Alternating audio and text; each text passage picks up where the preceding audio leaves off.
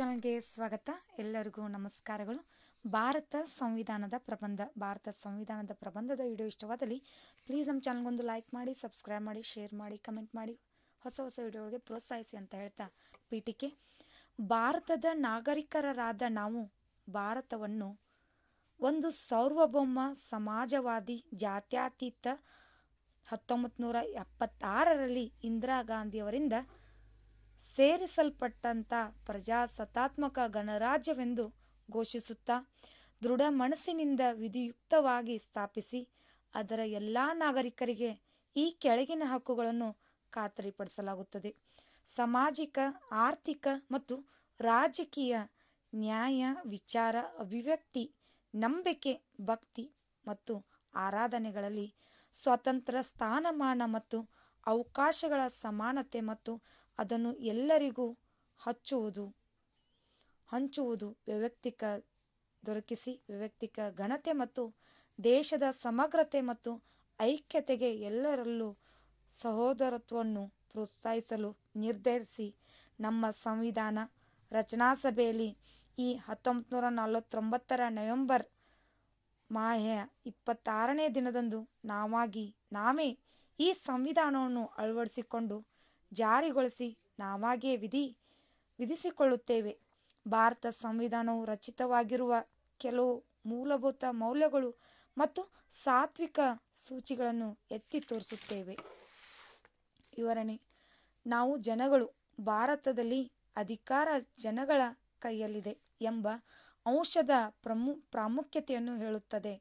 ಪೀಠಿಕೆಯು ಭಾರತದ ಪ್ರತಿಯೊಬ್ಬ ನಾಗರಿಕ ಹಾಗೂ ಸರ್ಕಾರ ಅನುಸರಿಸಬೇಕಾದ ಮತ್ತು ಸಾಧಿಸಬೇಕಾದ ಬಹುಮುಖ್ಯ ರಾಷ್ಟ್ರೀಯ ಭಾವೈಕ್ಯತೆ. ಕೊನೆಯದಾಗಿ, ಅದರಲ್ಲಿ ಸಂವಿಧಾನವನ್ನು ಅಂಗೀಕರಿಸಿದ ದಿನಾಂಕ ನವೆಂಬರ್ 26, 1949 ಎಂದು ಹೇಳುತ್ತದೆ.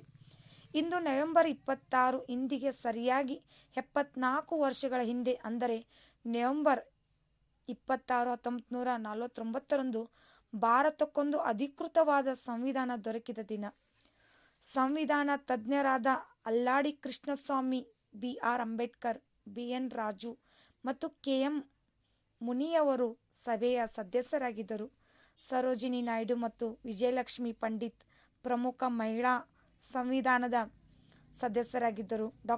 ಸಚ್ಚಿದಾನಂದ ಸಿನ್ಹಾ ರವರು ಸಂವಿಧಾನದ ರಚನಾ ಸಭೆಯ ತಾತ್ಕಾಲಿಕ ಅಧ್ಯಕ್ಷರಾಗಿದ್ದರು. ನಂತರ ಡಾ. ರಾಜೇಂದ್ರ ಪ್ರಸಾದ್ ಅವರು ಅಧ್ಯಕ್ಷರಾಗಿಯೂ ಬಿ.ಆರ್. ಅಂಬೇಡ್ಕರ್ ಅವರ ಕರಡು ಸಮಿತಿ ಅಧ್ಯಕ್ಷರಾಗಿಯೂ ಆಯ್ಕೆಯಾದರು. ಸಂವಿಧಾನ ರಚನಾ ಸಭೆ 2 ವರ್ಷ 11 ತಿಂಗಳು 18 ದಿನಗಳ ಕಾಲದ ಅವಧಿಯಲ್ಲಿ 166 ದಿನ ಸಮಾವೇಶಗೊಂಡಿತು. ದೇಶದಲ್ಲಿ ಯಾವುದು ಕಾನೂನು ಮತ್ತು ಕಾನೂನು ಬಾಹಿರ ಎಂಬುದಕ್ಕೆ ಸಂಬಂಧಿಸಿದ ಎಲ್ಲ ವಿವರಗಳನ್ನು ಸಂವಿಧಾನವು ನೀಡುತ್ತದೆ.